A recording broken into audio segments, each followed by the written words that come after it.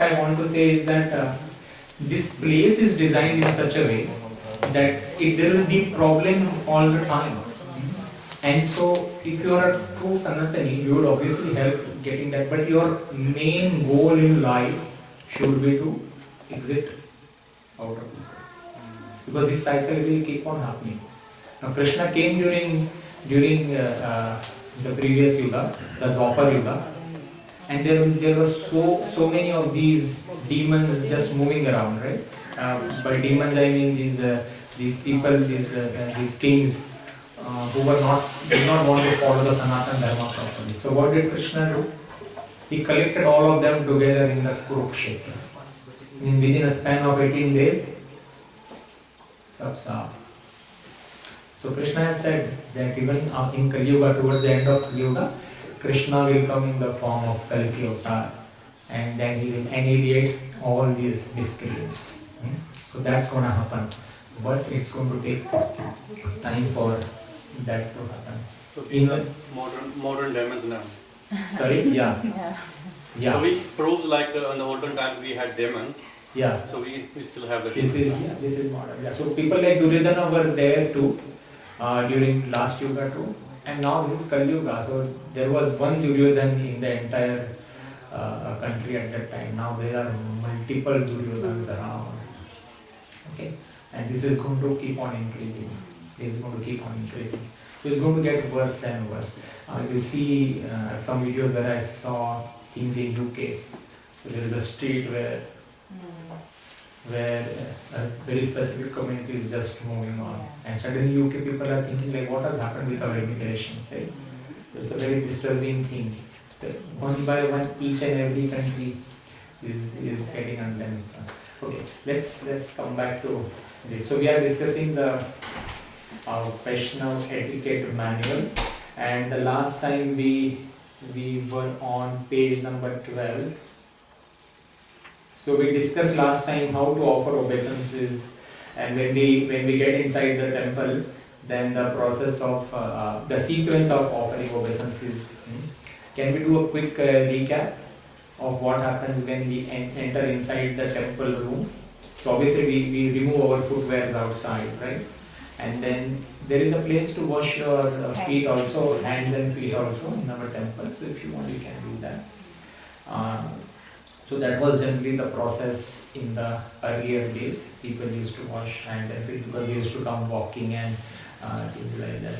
So anyway, so you can do that. And then after that, the moment you enter the temple room, so there is a temple room and then there is a deity altar room. I'm talking about the temple room, temple hall. When you enter the temple hall, what is the first thing that you will do? Vaishnava Pranam. You will, so true or false, you will do Vaishnava Pranam, only one or more person is present inside the hall. You will do all the time, okay? So the idea is you will do all the time. Even if there is nobody, you will still do Vaishnava Pranam because Srila Prabhupada is sitting there. So you will do Vaishnava Pranam, okay?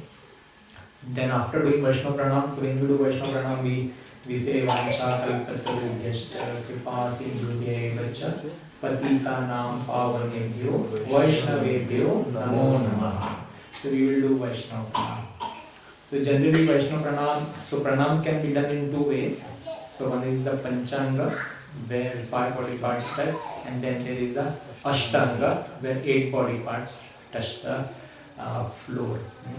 So Ashtanga is Ashtanga Dandavat Pranam, or Ashtanga is more for gents, and ladies will always do the Panchanga, the 5 body thing. For Vaishnava Pranam, Panchanga is suitable for both gents and ladies. Because mostly when you will come, there will be many people, so you won't have too much space. So you have to quickly do it and out. And then Srila Prabhupada from there on, correct? Because he is the founder Acharya, he is the Guru of ISKCON, so we pay our obeisances to Srila Prabhupada. And based on the space availability, you can do a Panchanga or a Ashtanga or a Dandavat Pranam. And then after that, go to the deities and we go to the deities, and deities start from the far left. Far left to right. Correct. Left to right we will go. So left to right, Chaitanya Nityananda Prabhu, Chaitanya Mahaprabhu, then Radha Krishna, and then on the rightmost altar Jagannath Baldev Subhadra. Obeisance is for each of them, each of the altar at least. Okay. So yes, so that is the process. And then we also discussed last week of how we should take darshan. We take darshan like from the feet onwards. And slowly we go slowly up. And then while we are taking darshan, we can chant the prayers for individual deities, or we can also sing that Mangala Charan prayer also. We can keep on repeating that. Right? So that when we are doing darshan, it is more of looking at the Lord. And then we also discussed that when we take darshan, the idea is that we should remember the darshan that we have taken. So, and to test that, you can look at Krishna or Radha, and you can close the eyes and ask yourself, okay, what flower garland, what color flower garland is Radha Rani wearing? If you are able to answer that, that means you have taken a good darshan, you have a photographic memory. If not, you can again open and check. Right? So you can do that. This is the only way you can remember that flashback should come and time will tell. So let us proceed ahead now.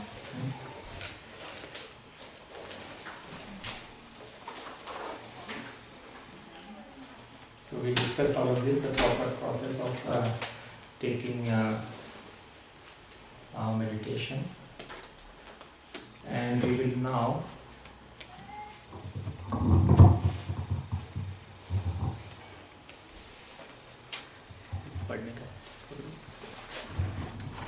one second.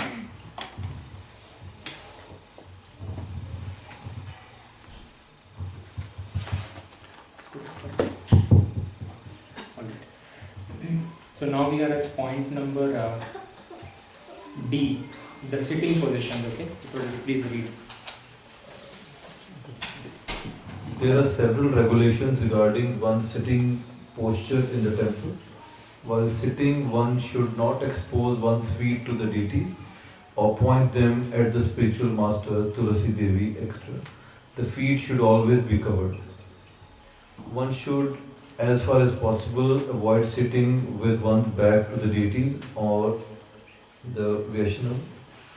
However, the layout of the temple may at times restrict us in following this principle. Okay. So the sitting position is very, very important. And the sitting position is directly related to the costume or the dress that you are wearing. If you are going to wear a very tight jeans, you can't sit down properly, which means then you will have to keep your legs floating because the jeans doesn't allow you to fold your legs into Sukhasana. The asana that most of us are sitting here is Sukhasana. Padmasana, I don't think anyone is sitting here. Sukhasana is the best asana, where you can just cross fold your legs without putting too much stress on your knees, and then with the erect back, and then you can sit down. The photo here also shows something called as Vajrasana. Okay, Vajrasana again is a great asana to sit comfortably, provided you know how to sit down. So these two asanas are great because then your feet are not exposed. But especially, let's say the deities are right in front of you there, right? And if you are somehow sitting with your legs crossed, towards the deities, then that is not the best way. Then all these points matters because then you will get aparads that you will collect slowly and steadily over a period of time.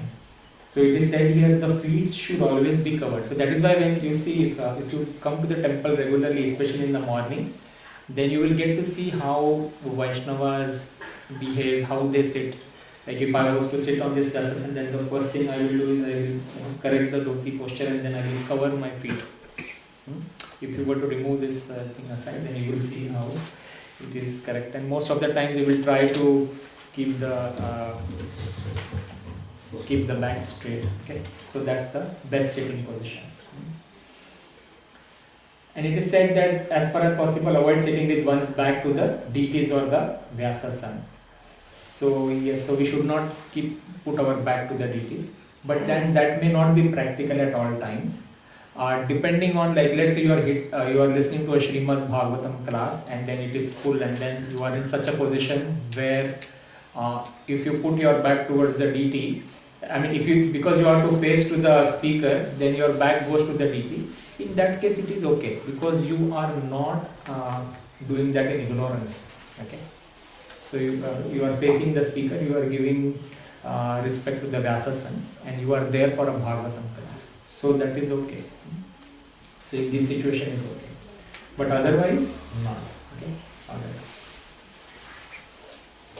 Please continue. See. One should not spread one's legs before the deities. One should not sit before the deities holding one's ankles, elbows or knees. One should not fall asleep while sitting before the deities. Thank you. So see how this thing is done here. This cross is given and illustration is shown. So many people like to sit in that raised Padmasana and they will keep on stroking. It happens mostly in businesses where people can keep a but not dignity. So they are like, okay. So that is not allowed. Basically, if you see the theme, touching the legs is not allowed. Because the moment you touch your leg, then your hand has become muchi. Now with that muchi, and how can you touch the bead bag? The fact that you are in temple is for taking the darshan of the Lord and for chanting. There is no other reason. So or hearing Bhagavatam class. That way. So no touching the legs, and you see here everything is given. And obviously one should not fall asleep while sitting before the deities. Yeah, that would be very disrespectful.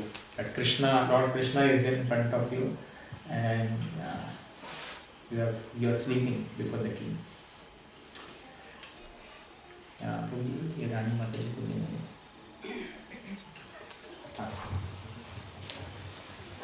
In front of the talking, that was a talking in front of the deities, one should not talk loudly, quarrel, chastise anyone, speak harshly to others or speak angrily, praise anyone else, speak ill names, criticize the demigods, indulge in prajalpa or mundane talk, speak a lie, talk nearby devotees who are chanting the holy name of the Lord.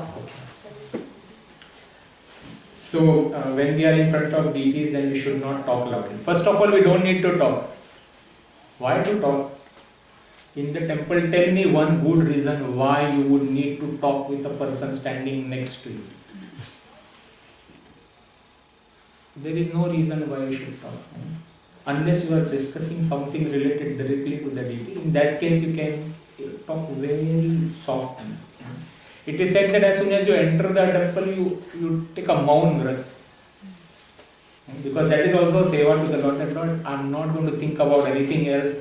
I am not going to do any blabber here and there. And then you will see. Because most times what happens is when people come to the temple, they have come there for darshan of the Lord, but they see their close friend whom they are meeting after few days. Then they will start chatting, hey, how are you? How is things? This. But now that is not the place for exchanging these kinds of conversations. Temple is, so you can at this stage what you can do is, so the other person may not know. They have not joined any bhakti vriksha, so they may not know. They will start chattering. But you know it. So what will you do? You say, Mataji or Prabhuji, you will talk. Let me take darshan. Hold on. We will go out and during prasad we can exchange this conversation. Right now, let us take darshan nicely. And you can only ask, do you know which color sari Radharani has worn today? Then she or he will focus there. Okay. So no talking at all. Quarreling is a far case. Okay. But it will happen because sometimes people get offended by certain things that happen in the temple. And so quarreling is not the case. Not to criticize or chastise anyone. Generally, it is a general desire in Kali Yuga for us to see, I am the perfect person, he is the unperfect piece is next to me. It is what happens generally. People feel that I am the best. So they start chastising anyone and everyone. So speak harshly to others or speak angrily. Very, very important. It is all about talking. So if you do that maun vrat, not open your mouth, then all these things will be taken care of. Praise anyone else. Why it is said, why should we not praise anyone else? Huh? There to praise only only. Yeah, because you are in front of the king, you are in front of the Lord. So in front of the king or the Lord, then it is better to just glorify the Lord, take darshan, and then go out and then do whatever you have to. Speak ill names, criticize the demigods. Why he said not to criticize the demigod? Why? Because demigods are the special servants of the Lord. Not anyone and everyone can become demigod. To become a demigod, you need to have some special, special qualifications. So they are devoted servants of the Lord. The Lord has appointed them into the ministry. Na? They have been voted or whatever it is. Na? So the Prime Minister has chosen his cabinet ministers and ministers, right? So we need to respect the Prime Minister's decision. So similarly, the demigods have also been appointed by the Lord for various things. So we need to keep that respect, that Lord, these are your ministers, and I know you are the most powerful, and for all others, pranam. Great, you could get that position. When we see acharyas or gurus in the temple, we should still not be praising in front of Lord, or no? When the darshan is open, so not with that entire aim that it is given here. And even I was thinking about it too, what if you have to glorify Vaishnava? Yeah, in some way, I mean, we can do that from a spiritual perspective, connecting it to the spiritual quality of that person, I would say, and not as an individualized material quality. So when we do it from a spiritual quality thing, then we can, then it is connected directly to Krishna, and then I think it should be great. So Mataji, we have a chair here if you would like to sit here. If you would like to sit. Harish, welcome.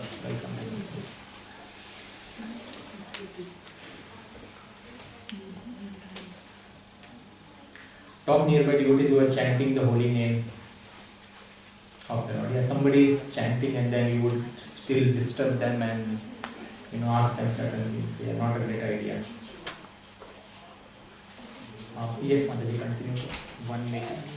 One may speak in front of the deities to guests and devotees if it helps in preaching or enhancing their Krishna consciousness, but all other talks should be conducted outside the temple. Yeah, let's hold on. So now many times new people come in the temple and then they will straight away rush to the center altar, Radha Krishna. Then they may not know who is Chaitanya Mahaprabhu, Nityananda. I did not know.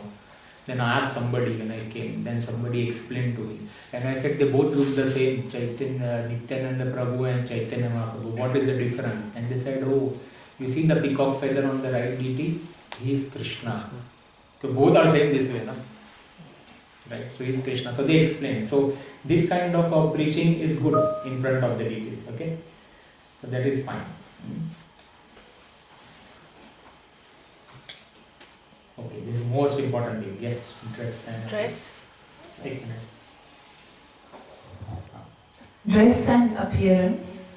A devotee's clothing must be simple, clean and distinctive so as to remind people of Krishna.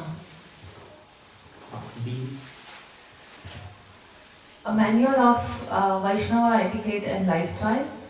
When coming to the temple, particularly for the morning program, festivals and on Sundays, devotees should dress as follows. Men, dhoti and kurta.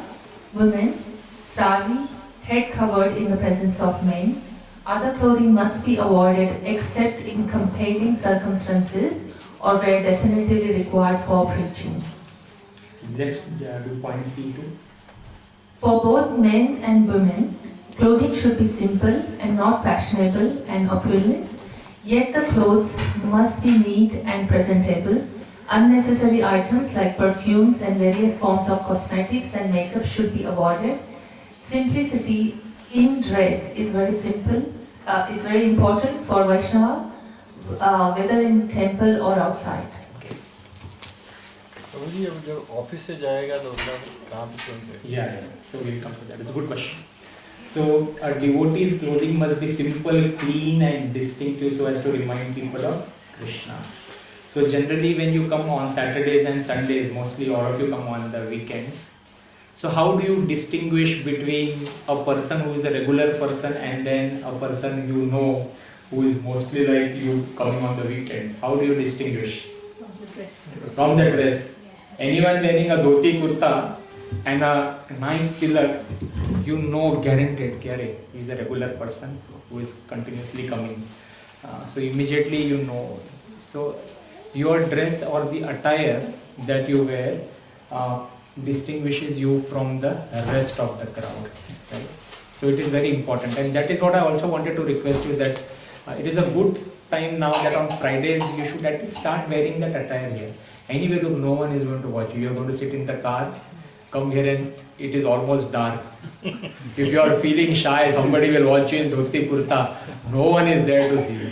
And so you can come inside, start wearing that dhoti kurta here. Learn how to wear dhotis. I can do a session on how to wear dhotis for men. It is very easy. Not difficult at all. Easy to wear. You can wear dhoti in 2.5 to 3 minutes maximum. Okay. And obviously for the ladies, saris or you can wear here. Especially when you go to Vrindavan, sometimes then you can buy that gopi dress. It is also easy gopi dress to wear, and it is very nice. With the gopi dress, the entire body is very, very nicely covered, and you can have colorful gopi dresses if you want to please the Lord and dress up that way. So it is very important that we start implementing those dressing techniques here in this class at least. You will feel the difference. When you sit in a dhoti kurta to chant, especially a white dhoti, white kurta, it feels you are at peace. And then the chanting will be very nice when you are in that mode of dress, as compared to sitting in a jeans or a tight t-shirt or something like that, right? So it's very, very important that that dressing sense has to be great. And especially it is said that men should be dhoti kurta and sari. Now with the head covered in the presence of the men, I would refrain from discussing this, but this is the best etiquette that is given. I've seen very, very few ladies doing that, but I have definitely seen Achintya Rupa Mataji, who is our temple president's wife, and she manages the temple, and every time I have seen her entering the temple room especially, she will have her head covered very correctly. Outside too, unless she is working or doing her flower seva and things like that, where she has to wear that orange jacket. That's the only time I have not seen her with her head covered. But otherwise, every time, especially the moment she enters the temple room, her head will be covered. So yes, there are various examples where people are following the ideal, the standard set by Srila Prabhupada here. Prabhuji, I've got a question. Yeah. In our Vedic ancient culture, they say women never used to cover the head. Yeah. I heard that. Is that true? Yes. Women So never why we used are to covering the head now at present? Because So- now it is Kali-yuga. Ancient culture is gone. Now with the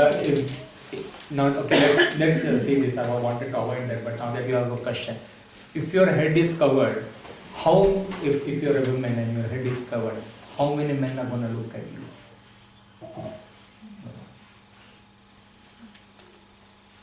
No. But let's say your head is not covered. This portion from here on everything is covered. 5-10% people will look. People will look at your hair. People will look at other features. Let's say from here on it is covered, but the top portion is uncovered. 50% people are gonna give you looks. Okay? I don't want to go further on. Right? And sometimes people have only the middle 40% covered. What's gonna happen? Objectified. Yeah? So that is the reason that you are there to, in a temple, not to display your body in any way, not to display your silky hair or any such features anyway. You are there for darshan of the Lord. So the less distraction you cause to yourself and to others, it will help you in progressing on your spiritual path. So sensitive topic to discuss, but you have asked a question and I have given an answer and we will move on from there. Other clothing must be avoided except in compelling circumstances or whether definitely required for preaching. Compelling, so now this question was if you come from office, so this is compelling circumstance. You came directly from office, so what can you do? So you can come in whatever suit boot you are wearing and that's okay. You can take darshan and come. Sometimes people who have services in the temple, they come from office. In that case, they will carry a bag of their change over clothes. They will come into the temple room and then there is they will go to the men's place and change. There is also a baby changing room there. So ladies can also go there and change if you have a seva in the temple. So many people will come directly from work for seva. So then they will take shower there. So we have a couple who comes in the morning on Sundays for preaching here and there, and then they have a altar seva at 7 o'clock. So both the husband and wife, they come to our place for taking shower. And so people will come. So they will come, they will take shower, get into Vaishnava clothings nicely, and then they will go for their seva. So yes, if you have the desire, then the solutions can be obtained. Okay. So we will now jump on this point number C. It says clothing should be simple and not fashionable and opulent. And yet the clothes must be neat and presentable. So what does this mean? Should we not wear good clothes? The definition of good may vary. So I am wearing it's still fashionable. May I say that? I have a jacket. The jacket also has a little brush here.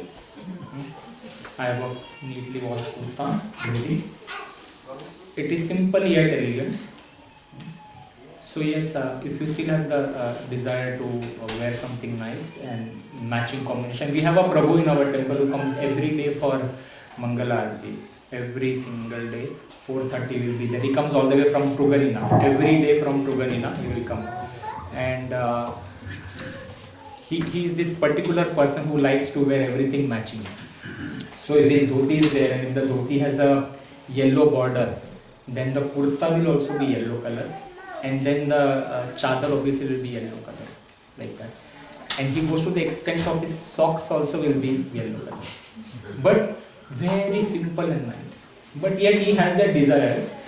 So he is doubting that desire in a what do you call it? Simple but not fashionable. Now fashion you can do outside of the temple. Within the temple environment we don't need to show fashion, right? So that is what it is said.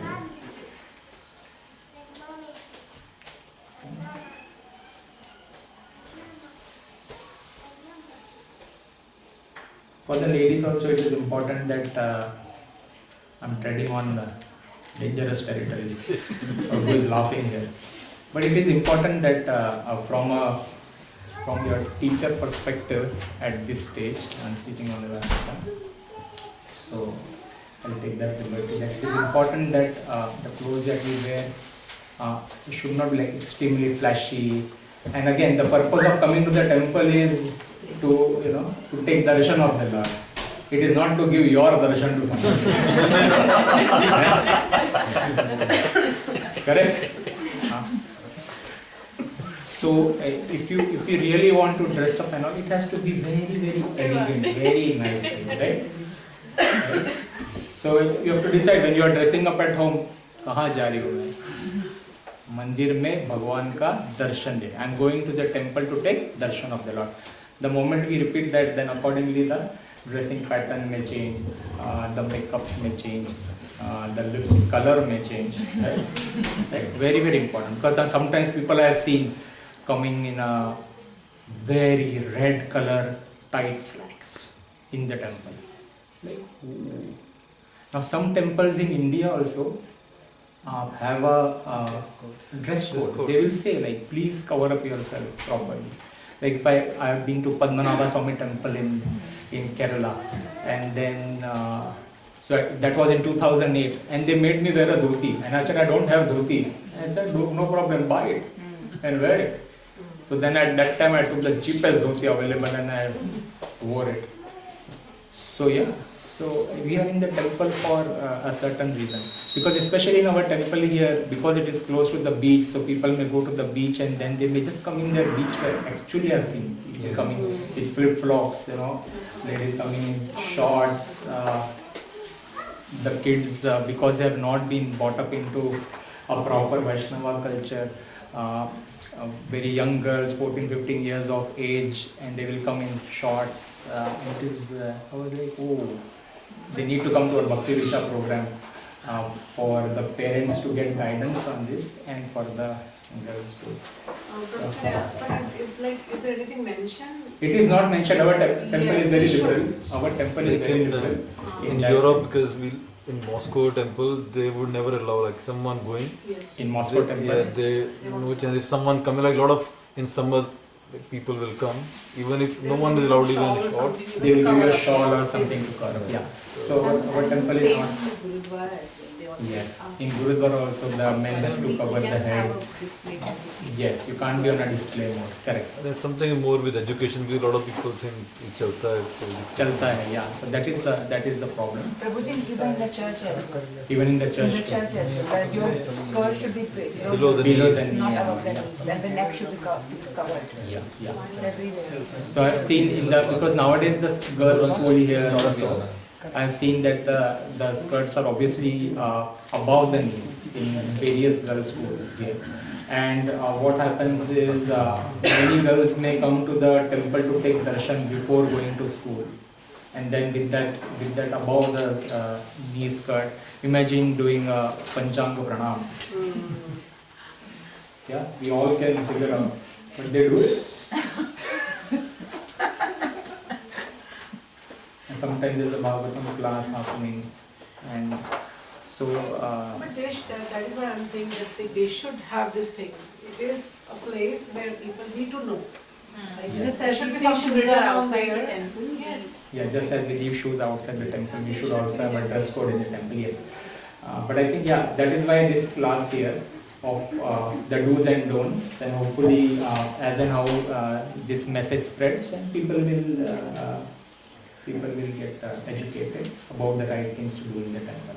But I'm happy that you all agree to the things here and you all have the same, and then there is no Nari Shakti Parna present.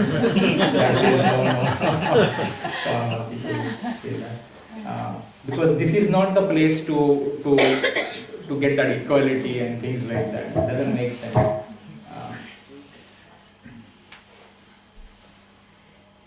Okay,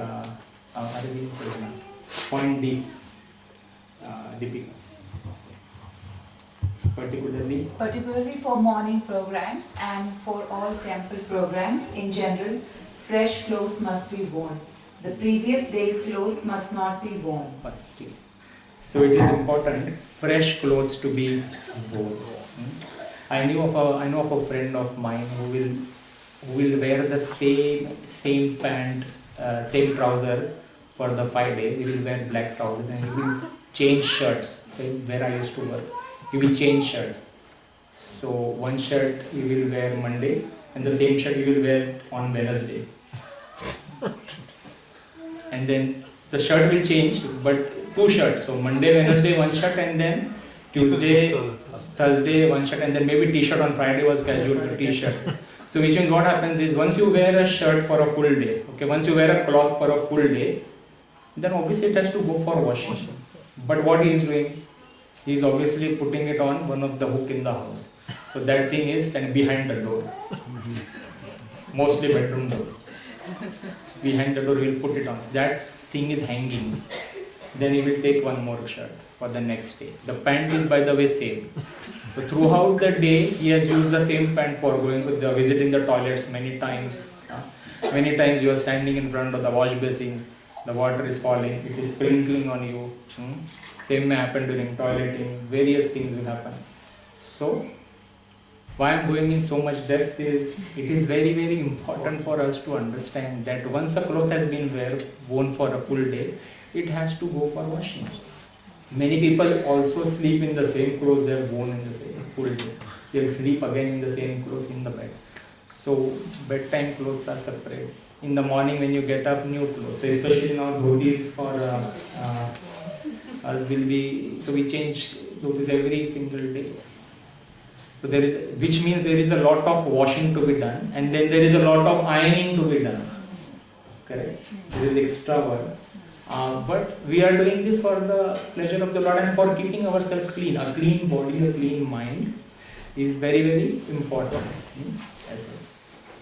So very, very important that we follow these, especially when you get into a deity altars where you are doing some seva for the Lord. Even if you are not doing it for in the deity altar, if you are doing something outside, then that is also important that you wear fresh clothes. Fresh clothes when coming to the temple. You will also feel fresh internally. Saaf suthre kapde pehne. Very, very important. And then obviously you will have need to do a lot of ironing because we can't wear non-ironed clothes. Should not be doing that. So ironing is my best. I love that activity. Why?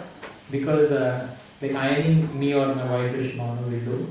And then ironing is time when I will hear lectures or hear some kirtan. So you take a headphone, so you open that ironing board, you are in front of the Lord, in front of the altar only I will put, then I will get that iron ready, get full that load of that clothes, and then I will hear kirtan, and kirtan, while I am listening kirtan or the class, then I will do, and half an hour, 45 minutes, 1 hour, fantastic, best activity, nice. So you have to Krishnaize these daily chores.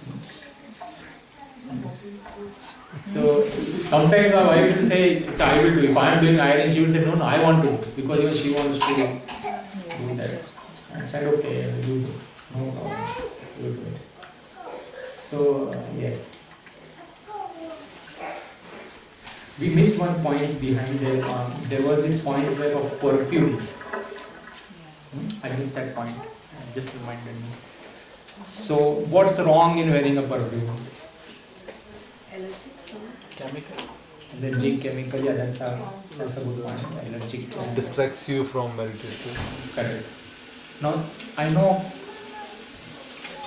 I have crossed people wherein you walk across them and you can smell them from like 5-10 meters away. In the elevator generally, that is. Elevator also, in the office also, sometimes even in the temple also, when some people come, especially the young generation may come, they have their certain, I don't know. So I sometimes feel like asking them, is your body like smelling bad and you have to mask it?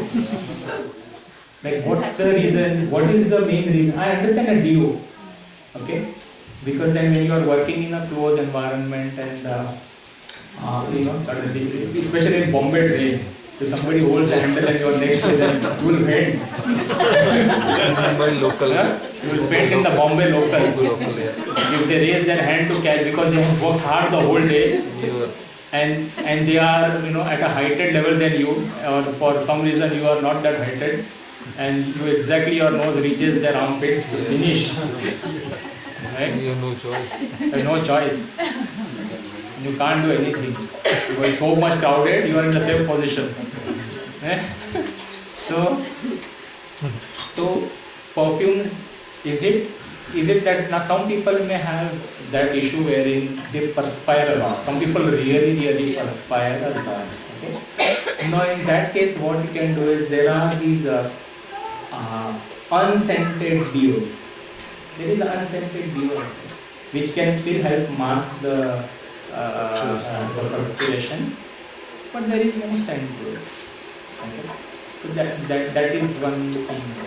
You can have a very mild perfume, but when you are doing anything for the Lord or somewhere, you are going for day-to-day work activities, it is okay. But temple mein, you are there for darshan. So you have to, the thumb rule is least attraction towards us. If by putting perfume, 10 people are going to look at you and 10 people are going to stand close to you कि अच्छा smell आ रहा है. How do you feel? You are suddenly standing and 10, 15 people and they're not moving. Everywhere you are going, they're close by only. कैसा लगेगा?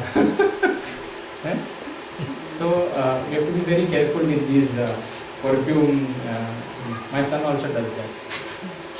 Like perfume and he said, Papa, you spray here. I said, why here? Gives good smell. I said, okay. So he's 18 by the way. So I understand, if you have young people in your house, this will happen. So yeah. You get nice perfume at temple Guru Puja. You get nice. Yes, exactly. The best perfume is the Narsima oil, Narsima oil. So you put it here nicely, and then you can smell that. You can smell. You can put little bit. You can put here, so that you only can get that smell. So this smell from here to here is very limited, where you can get that smell. Yes, that's a good point you brought up. That you can get various Narsima oil at our temple, and you can take them as a roll-on on your wrist. So those have been offered to the Lord, and that's the best perfume you can wear if you really want to. Okay, let's just finish this. Have you finished or not? How are you placing the time? Be ready. Very good. You are ready. I'm just checking. If I take this on, then it will go on for a long time. That we will I think then we will stop. We will stop here because the next one is of Tilak, and I want to give a good time on discussion of wearing the Tilak. अभी सबकी मांग यहाँ पे सुनी है except for माता जी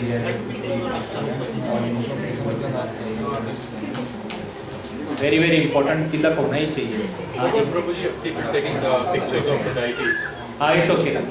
You can take pictures of the deities, no problem. Our temple has no problem with doing that. Some temples may have, and then you may see the board is there, that no photography. But yeah, you can take pictures of the Lord, but not a selfie with the Lord. That's not there. कि ऐसा करके दे दिया कि Radha Rani at the back and here this way. Saturday, Sunday, that's what a lot of people are doing. Not the selfie with the Lord. सबको पसंद में इधर आके गई. In the temple. They are on all the social media. Yeah, in the temple feeling blessed. Lord is with me. Lord is with me. ऐसा नहीं, ऐसा नाटक बज नहीं करने. No, you are in the temple for a different reason. So no selfies, but yeah, you can take photos of the Lord and you can send the photos to your group. That beautiful darshan today. Please come in person. My camera is not that great.